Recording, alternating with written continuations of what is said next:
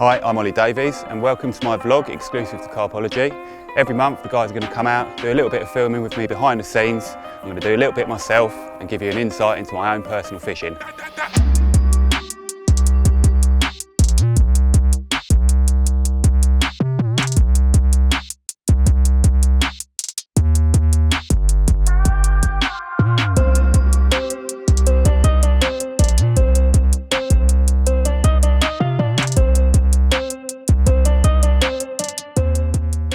Well, good morning from Croft Pool. 2 bites this morning. I tell a lie, 3 bites. I lost one in the pad sadly, but I did land 2. I've got one here in the sling to show you, and I've got another one in the net just behind me. So it's been a great start to the day. I've got a really nice old one here actually. It's a fish called the snubnose. Nice old Oxfordshire carp. Beautiful. I photographed this one for my mate Nick. I'd hope to catch it myself one day, so it's really nice on my return back to catch it. Oh, he's really cross.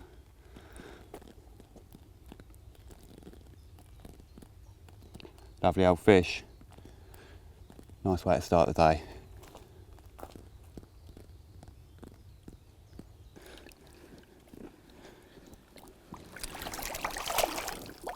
Really angry carp, that one. Let's have a look at the second one. This is actually, I think, the lake's biggest common, and it's been as high as 38 pounds, this fish. It's really skinny now, it's quite an old one, I think. Oh, it's got an enormous tail, enormous fins. Really powerful, I think it's an upper 20 now.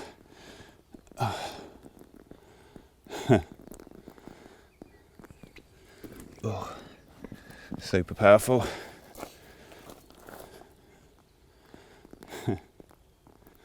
Oh, a really spawned out common, huge pecs and tail, super angry, really hard fight, and beat me up on the mat as well.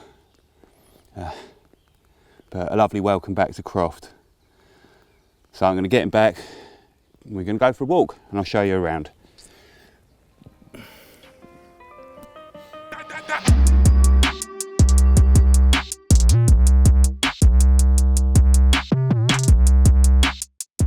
Welcome to Croft Pool from my treehouse. Good view from up here, isn't it? So this is a really beautiful, quiet syndicate lake deep in the Oxfordshire countryside. Now, I discovered this just after lockdown last year, and when everywhere was really busy, you know, everybody was going fishing, and it was a bit of a madness out there, wasn't it? This place was quiet, and I used it as a bit of an escape, and we had a really lovely summer here. The lake itself is kind of split into 2 halves, about 2 acres each, separated by a big channel in the middle, and it's kind of the kind of lake that you remember from your boyhood. You know, it brings back those memories and evokes those feelings of, you know, you've got the lily pads and the weed and the marginal cover, and it's the sort of place you want to float fish, you know. So carp wise, there's over 100 carp in here, so it's pretty well stocked, but it's actually quite tricky considering the number of fish in here. That's because it's so broken up. You know, you've got quiet corners, you've got little channels and islands, lots of pads, a few snags. There's loads of places for them to hide. Add to that the fact that the water's a little bit coloured a lot of the time. You know, you can see in the edge, but there's a touch of colour to it, so it makes finding them sometimes a little bit tricky. The good bit is they fizz in here. You know, they love a bit of bubbling, so you can find them. You know, it's not that difficult. Catching them can be a bit of a different matter though. They are quite pressured, these fish, and they know when they're being fished for. So that all adds to the challenge. The fact that it's quiet, that makes it a little bit better, you know. And today we've actually got the place to ourselves. Although there was 3 guys who fished the night last night, they all disappeared early this morning.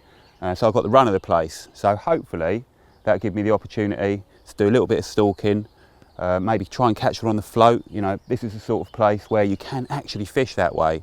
I've already baited a couple of areas, and I'm going to be checking them throughout the course of the day and dropping on them if I see fish there. So that's my favourite style of angling, and this sort of place allows me to fish that way.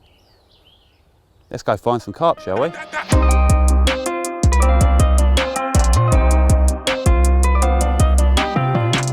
How carpy is this swim? Check this view out. I reckon that's got to be one of the best views, the carpiest views in carp fishing, down that channel with those pads. beautiful place to sit in the morning, watch the mist rising. Yeah, I really like this swim.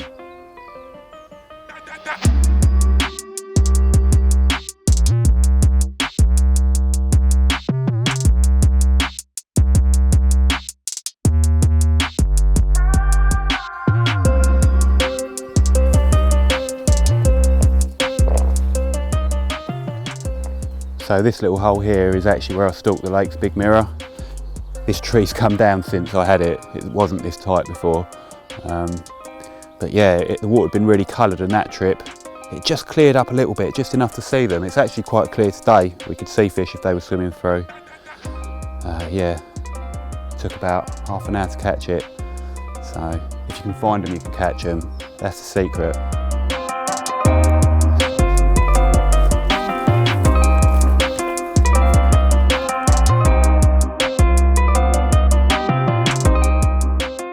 So this is the channel that separates the two halves of the lake, and the fish pass through here quite regularly.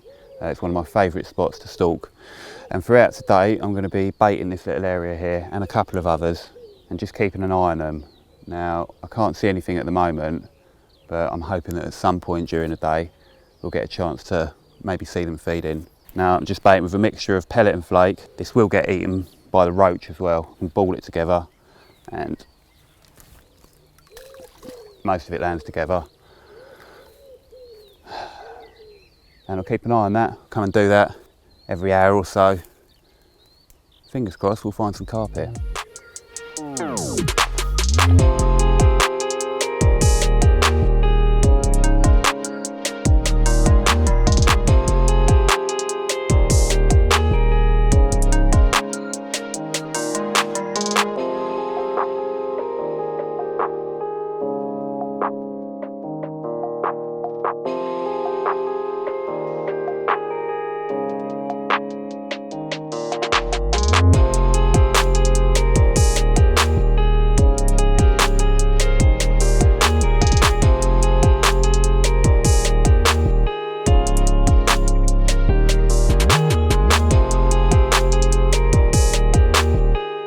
Snaggy corner here. I can't see any, but I did actually manage to stalk one here in January. The water was a little bit clearer and you could see them swimming up and down, and it was a real quick bite. I actually wouldn't fish here at this time of year. There's a big stand of pads and a little snag to the right makes it a little bit tight when they're lively, but in the winter when they're a bit slow and you're watching them pick the hook bait up, you can get away with it. Wicked little spot.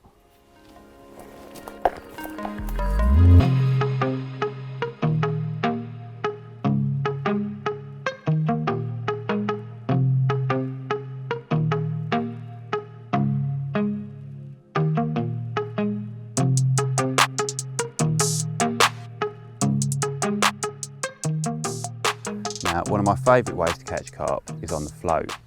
It's not as effective as a bolt rig on the bottom, but it's much more fun and interesting, you know.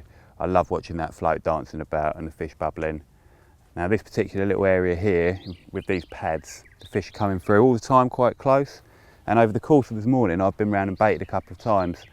And there's actually a little bit of bubbling going on here. So I think I'm going to go and get a float rod and come and have half an hour in this swim, see if I can catch one on the float. Be quite exciting, wouldn't it? I'm definitely going to have to go in if I hook one. There's a stand of pads right in front. But I've landed them out of here before, so yeah, I feel quite confident that I could get one out. Yeah, a little bit of bubbling there. One more handful of bait, and I'm going to come back with a rod.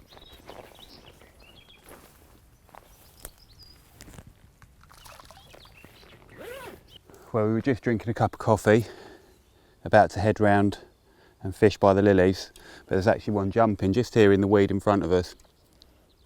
So it'd be rude not to chuck a float at it. Give it 20 minutes. He's fizzing up there. I'm not quite sure how deep it is, so it might take a couple of casts just to set the depth of the float. One more go. It's a bit a little bit further.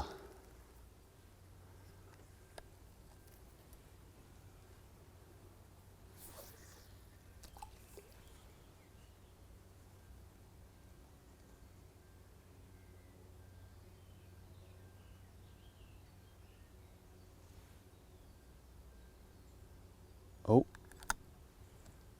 I think I spooked him there. Look at all the fizzing, landed right on his head. And that float didn't settle properly, did it? Huh. Needs a little bit more depth on it. Hopefully he'll tolerate being cast on. I know if I chucked a lead on it, it wouldn't. I'll fish it slightly over depth.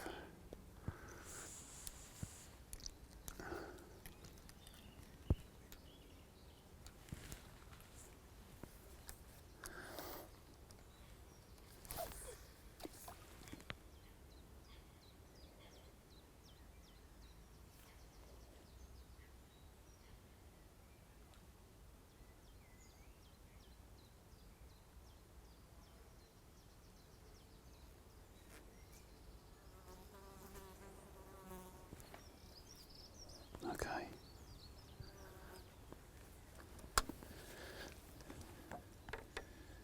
I think using the spoon, I'm just going to ship a little handful of bait over the top.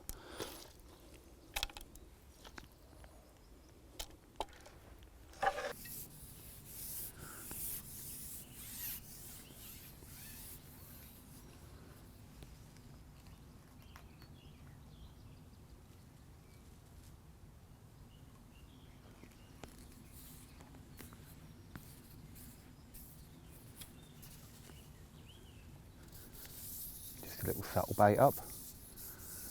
Now we sit and wait. We got there in the end. Oh yeah, I'll tell you what, look, they're fizzing on the back of the pads now. There's a big patch there. Oh look, he's a bit. Oh.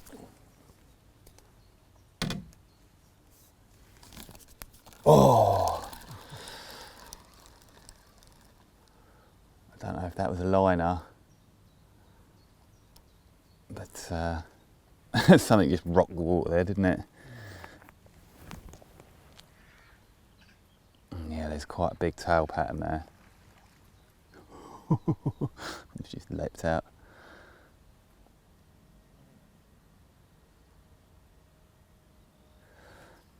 Let's walk around the other side. Just had a little restock of the baiting pouch. A bit of flake and pellet. First things first, I'm just going to put a handful of bait in.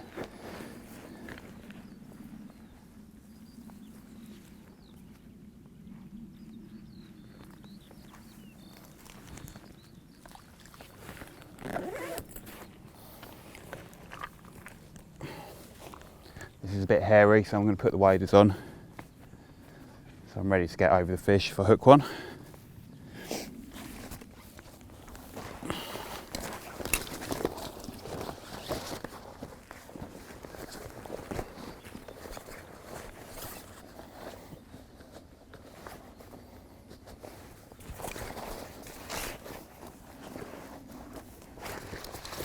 Bit of a muggy day to be sat in waders really, but I just sit in my speedos.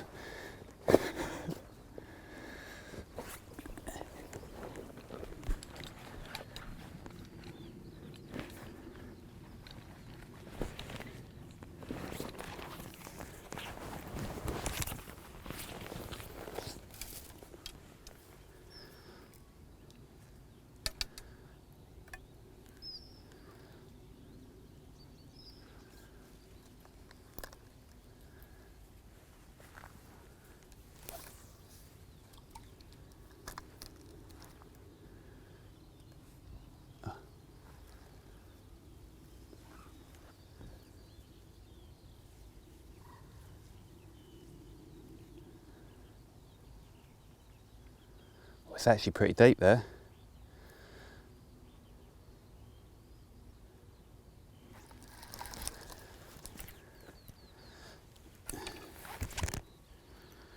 Just deepen it up a little bit.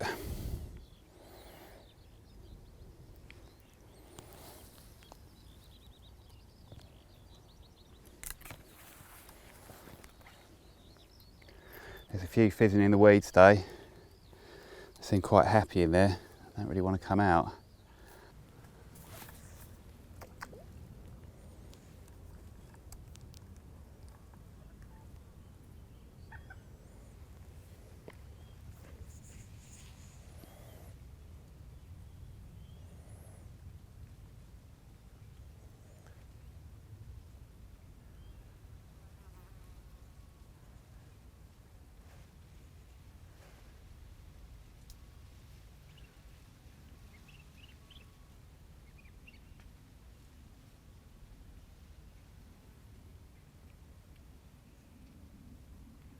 Come on then, come on.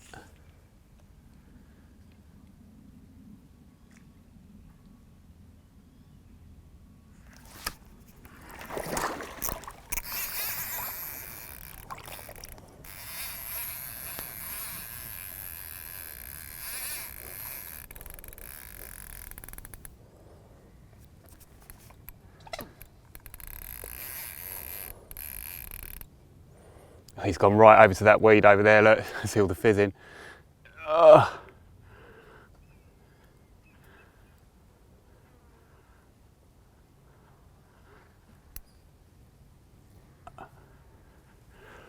you bugger, it's just in that weed.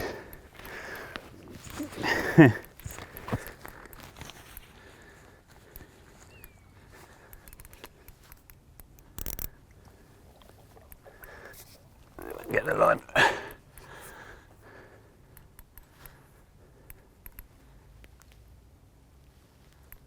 Might have to get the boat. Don't want to lose him. That's it. It's got a life jacket. You'll have to put a disclaimer on the old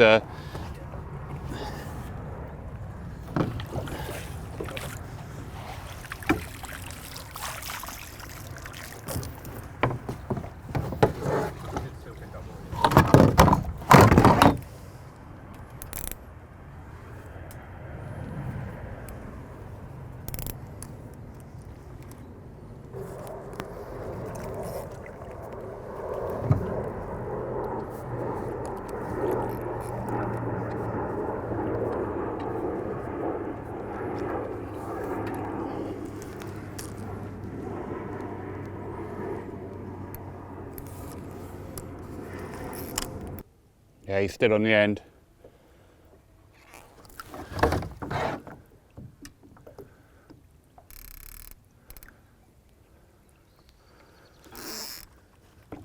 Oh, I've lost him. Oh, what a shame. No. Oh, can't win them all, can ya?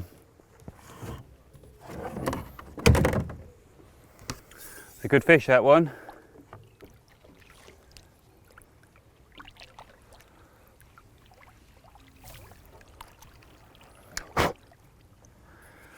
Yeah, that weed's really interesting stuff, really abrasive, but it just charged straight through it.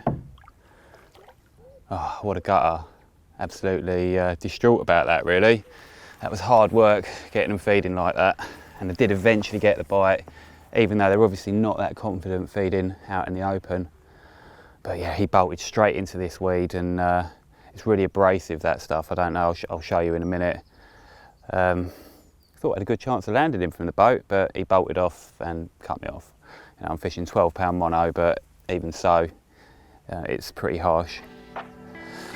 Can't win them all, but we have a good go.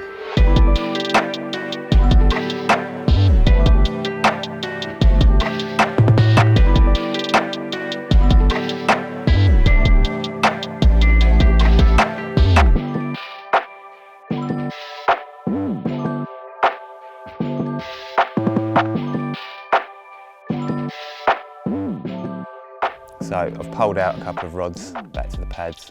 Just while I have a slow pack up, really. My session's pretty much done now. Luke's shooting off. If I do catch anything after he leaves, I'll film it. But otherwise, I'll be seeing you next time, which will very likely be on Horton Complex. So in the meantime, have a good one. Welcome to the second part of my diary, and this week I'm at Horton. Joe's come to join me for 24 hours. I've just got a little bit of work to do. I've been on the bank for a couple of days, need to send some pictures. The lodge is really useful for that, taking advantage of the Wi-Fi. And once I've done that, we're going to try and find some carp. Now, Horton, I've been fishing the complex for about 20 years now. I know it really well. It's kind of my home venue. I don't spend a great deal of time fishing it these days, but I try and get down once or twice a week. And more important than just catching is actually the way I catch them. The venue's suited really well to mobile approach, to finding fish, to stalking them, to floater fishing. So hopefully on my little diary trips here, I'll introduce you to a bit of mobile angling. I'll be fishing in the edge. I'll be using the pole a lot. You know, unfortunately, if you don't like the pole, you're gonna have to get used to it. It's a massive part of my angling these days. Allows me to catch fish really, really quickly, which suits me. I'm not a long session angler. I don't spend days and days sat in one swim on the bag. I like to find an opportunity and try and catch them real quickly. So I'm gonna finish sending this transfer and we'll go for a little wander around the lakes, see if we can find some fish to fish for.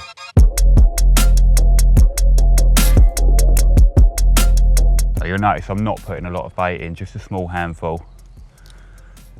You don't need a lot. We're not trying to clear a spot, we're just trying to get the fish interested. I'd actually normally be using flake boilie, but not very well organised. I didn't stop home and get another bag.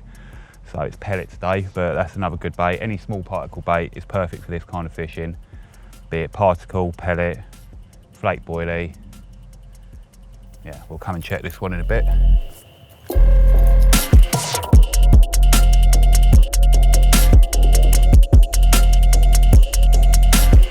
It looks like there's quite a few fish sat in the weed in this little corner, right under the surface. Just throwing a few mixers on top of it. It's all broken up, this weed. It's a good chance maybe of catching one, we'll see. If they start taking. Okay, so we've done a lap. I've baited a few spots in the edge, but actually right by the van, there's a few fish in the weed bed here, tenting up, looking like they'll take some stuff off the top. So, being the opportunist, I'm gonna have a little go for them, which is gonna involve free lining a mixer, free lining a little bit of bread. I have actually got a loaf of bread, and maybe just trying to nick one straight away. So, just gonna set up a rod, have a quick go. God, look at it, this is like proper old school carp fishing. I cut my teeth fishing from on the top like this. I love the fact that probably today this is the best way to catch them. All the newfangled gear, all the newfangled tackle, but look at them tenting the weed up.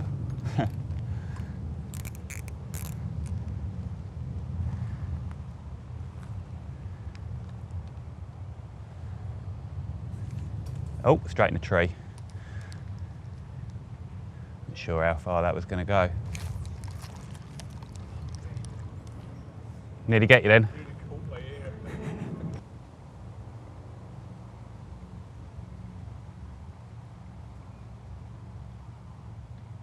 Go on then.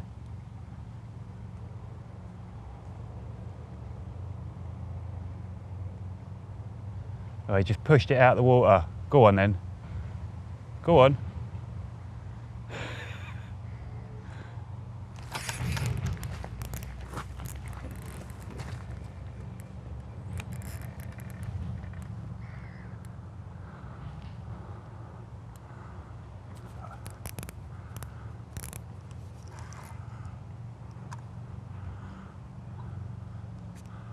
Didn't take long to get a bite, did it? Oh.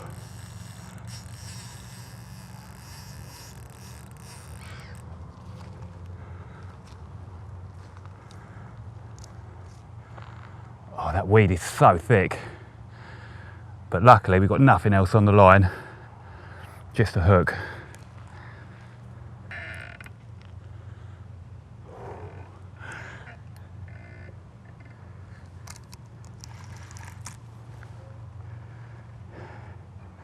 Got to try and keep that fish moving. Stop him from bedding down in that weed.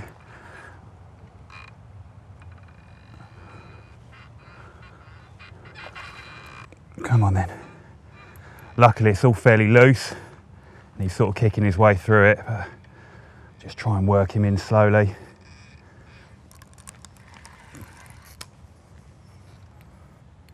He's just stuck in that weed there.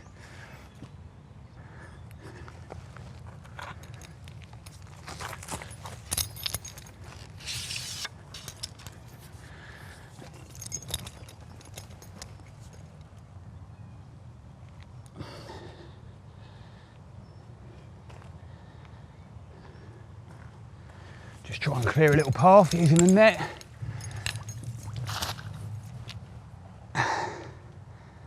Angling, it's all about problem solving.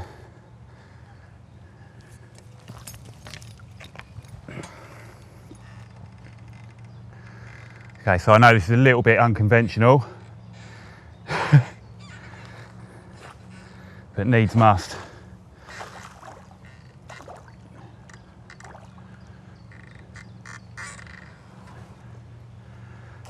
Okay, we're not far off now. Come on. I can see ya.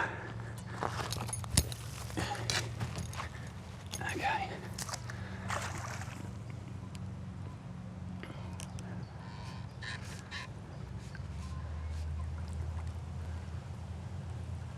Oh, it's a nice mirror. Go on, in you go. Yes. He's in there with a lot of weed. But we got one. Carp fishing is all about opportunism. Find an opportunity, take it. 2 minutes fishing, Joe?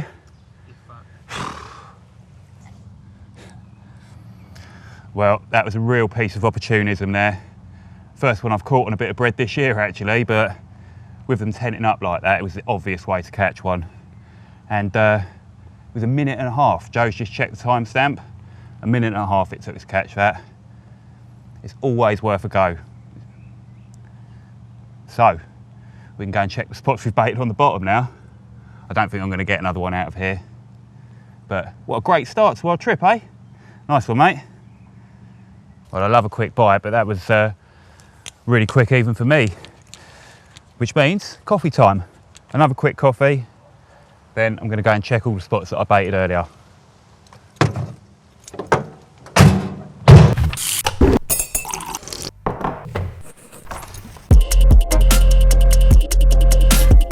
It seems like there's a few fish in the edge, so it wouldn't surprise me if there's one tucked away down here, hence me approaching quite cautiously. It always pays to assume that there's a fish in every swim you walk into. And I've sort of only come to that by, over the years, just spooking loads of fish by strolling straight in. Quite often they're there under your feet. But this is one that I'm definitely going to check quite regularly. Another handful of bait, just small scope it, squid pellet. I never put in more than I'd be prepared to fish over. Because I'm checking it regularly, that's more important. It's very easy to put too much in. Okay, onward.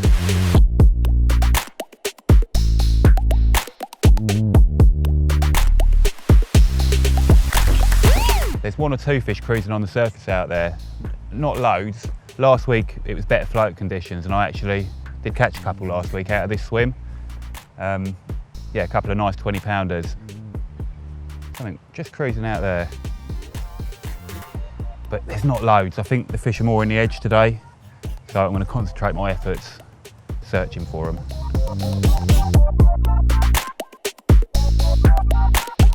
Just doing a little bit of housework. The wind's blowing a lot of floating weed in here. And if I were to come and find fish feeding, I wouldn't really be able to present my rig properly, so I'm going to try and keep it clear. So if I do find fish down here, I can just drop a rig straight in.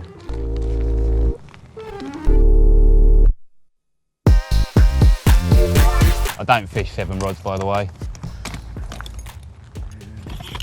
3 rod swims, 2 rod swims, 1 rod swims. Not 71 spot anyway, no. So I've had a little change of plan. Why does every sentence start with so in carp fishing videos? So or well? Okay, I've had a little change of plan. Instead of fishing from the margin, I'm actually going to fish it properly from the swim. I'm going to use the pole to pole over. I could fish right on top of them, but I have a feeling I'd have more chance of spooking them. I mean, they're literally right under your feet there. There's a banded Canadian. It's going to be difficult to get my line down. If I pole straight over, it's 30 metres, and I'll be able to just drop a rig really quietly, and my line lay will be a lot better. So I've got to put that pole together again. The bane of my life. No, I love it really, but it puts a lot of people off using it because it is actually hard work, putting it together, taking it apart, especially when you're not staying in a swim for long. But you get a lot of quick bites, so for me it's worth it. Anyway, on with it. So I feel sorry for you boys. Spend your whole lives filming me taking the pole out and putting it together again, and then putting it away again. Boring. There are loads of little tips though to make your poling a bit easier. I always ship it in and out of the bag like this, minimising the contact that the joints have with the ground and the dirt. I'm putting them together in sections of 6. I know I'm going to need 4 of them to make sure I've got plenty.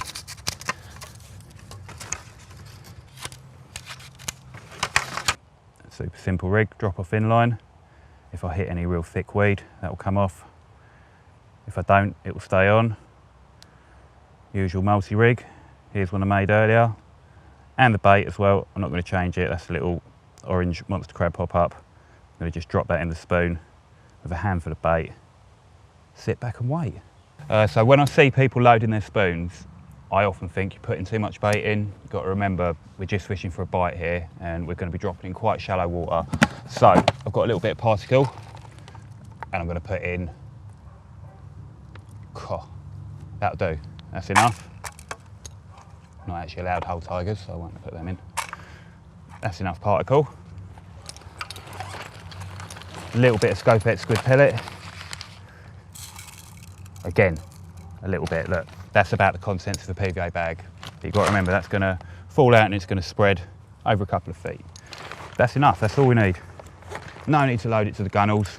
The more you put in a situation like this, the longer it's going to take to get a bite.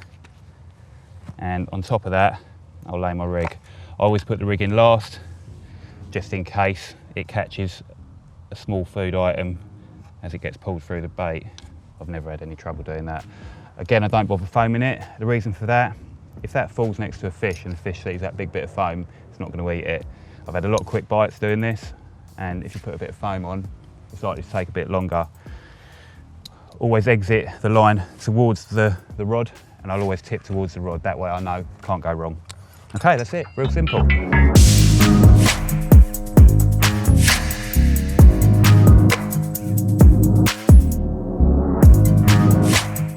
I'm going to get a second rod out. One's just showed a little bit further down the margin. Can fish 2 rods. It's not going to impede the first rod. So I'm going to put a second one out there. Not going to stay too long probably. Don't have something to eat, but I may come back for the night in here because there are a few fish about. Looks like it'll do a couple of bites. That's all we're after.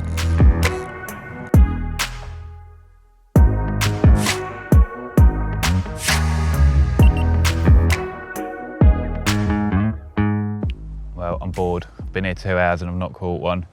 It's just getting on for 7 o'clock, so it's time to think about a little bit of dinner. I'm not quite sure where I'm going to spend the night yet. Could come back in here. Chance for bite for sure.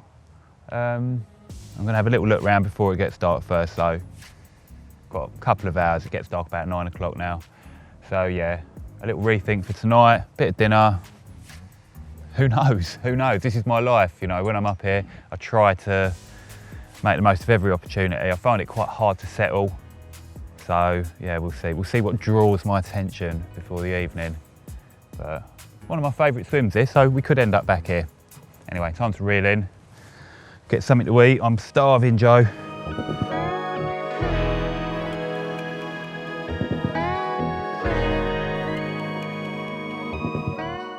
I'll tell you what, there's grass carp eating this weed here, if you want to see something interesting. I'd never seen them eating weed before. until about this time last year, and they're doing the same thing. They're actually going into the Canadian that's floating there, taking a mouthful, pulling back with it, and then you can just watch the weed disappearing down their mouths. Really odd. Grass carp eating grass. No, not grass, Canadian pondweed.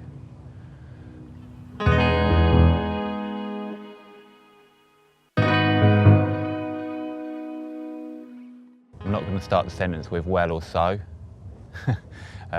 Yeah, so I've been for a Burger King. I'm fully recharged. Had a bit of time away from the pond. Checked out a couple of other spots just to see, really more to rule them out. And there isn't really anywhere that I fancy more than here tonight. So yeah, I'm going to get the rods out. Got about half an hour light left. Open a bed chair up, crack open a beer and chill out. Done a lot of walking today. It's been quite a busy week, full stop, to be honest. So I'm looking forward to sitting down, taking the weight off. Part of this kind of fishing is doing a lot of steps. You know, we'll check the pedometer later, AJ, see whether we've done our daily allocated allowance. But yeah, it's a lot of time walking, which is good for the waistline.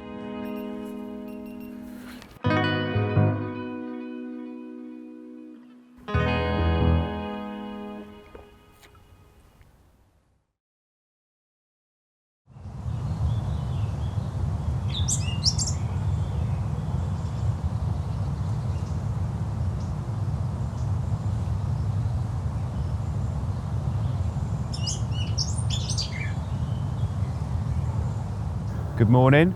As I set up on fish last night, wasn't really in a hurry to get up this morning, and there was plenty showing as well. But there's no guarantees in carp fishing, and I've not had a bite. It's actually looking pretty dead now. Time is 8:45. So I've hung it out for like 3 or 4 hours after daylight. I think it's time to get packed up, get back on the barra, see if I can find some fish to fish for. It's quite busy on Kingsmead, so I think I'm going to go back over on the boat pool, check a few of the areas that I baited yesterday.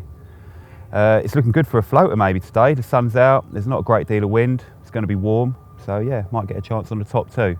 But time to go and check it out.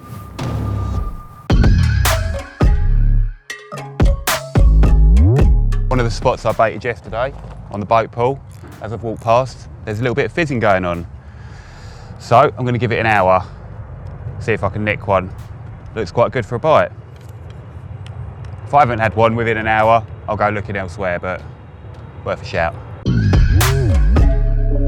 There's one fizzing down there now. It's always a bit of a decision to make whether you drop it right on their heads or he's sheeting up bubbles. Oh, I wish I'd put it out 5 minutes ago before it came back. Let's give it a go.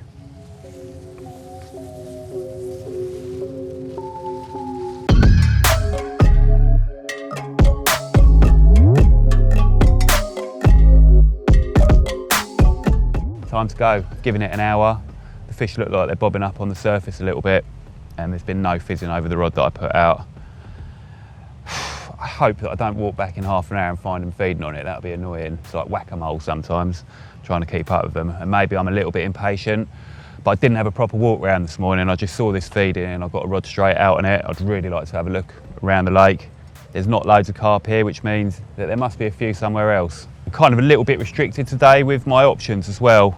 Church Lake, they're spawning again behind us. It's mid-July. They spawned 3 weeks ago, a month ago, and they're having another go. So normally I'll be having a look around there, but I'm going to leave them to it.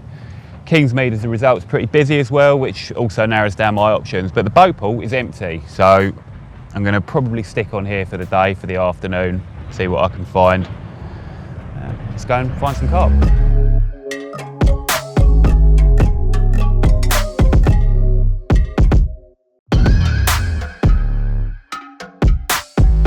To be honest, I don't, at this point, really expect to find anything down here, man. There's so many fish just bobbed up on the surface.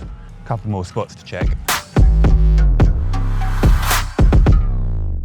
He's just hanging around at the back there. It's another common, actually. So that's a different one again. All the little commons attracted to the spawning, I reckon.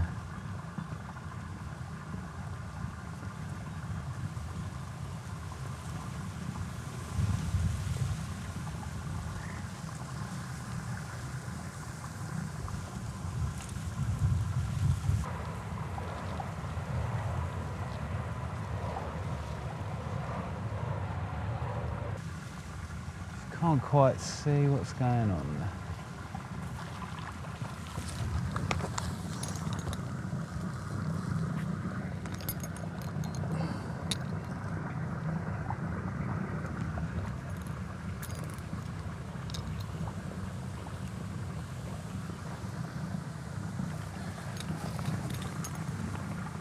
I didn't even see that grab the bait then.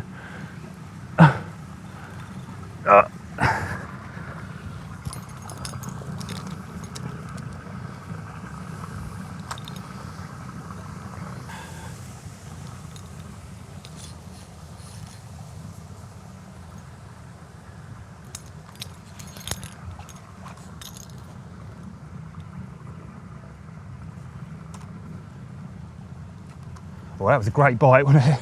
Nearly had the rod out of my hand.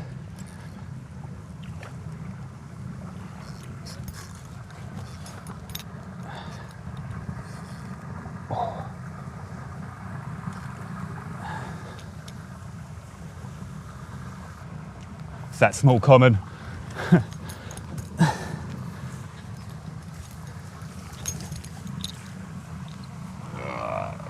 Gotcha. Oh, woo. That was fun. Well, when it's tricky, I'll even take a cricket back common. This is actually an old one. Lovely old carp. Caught him about 20 years ago the first time. So yeah, didn't catch him like that though with the rod in my hand. That was exciting stuff. When it's tough, I think you've really just got to make the most of every opportunity. I was on my way floater fishing, saw one feeding in the edge. This isn't actually the fish that I saw feeding, that was a small mirror, but yeah, when it's tough, I'll take it. There was a couple of other lads did the night at the boat pool last night, they both blanked. My two pals are floater fishing at the moment and they're struggling a little bit, I'm just about to join them, but managed to nick a couple of bites when the going's tough, and that's what it's all about really, making the most of those opportunities. Finally taking a moment to sit down, haven't eaten anything, haven't drunk anything all morning, and it's getting to me, need a little rest. Floater fishing, had an opportunity there, had a couple of good chances. It's just fizzled out a little bit now. The wind's got up, there's a couple of other people also floater fishing on the far bank. There's a bit of bait spread everywhere now, so I think that could be the end of that for now. Who knows if that wind drops later, I might get another chance. I don't have to go for a few hours yet, so Joe's off now. I've got a few more hours to kill, so I'm going to carry on mooching around, see if I can make another opportunity. If not, I'm happy with 2 bites. It hasn't been easy fishing. If you can nick them when other people are struggling, and I think you're doing all right. Hopefully I'll get a bigger one for you next time anyway. See you soon.